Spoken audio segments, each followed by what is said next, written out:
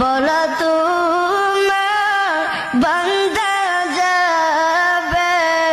কার কাছে, বলো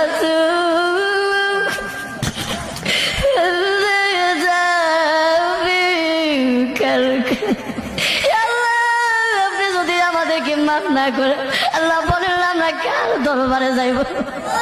আল্লাহ উপরে থাকবে ময়দানে আল্লাহ কত মানুষের মাথাগুলো মগজে আল্লাহ গলে গলে পড়বে আল্লাহ ওই কঠিন মুহূর্তে আল্লাহ আপনি আমাদেরকে সকলকে আরো সে ছায়া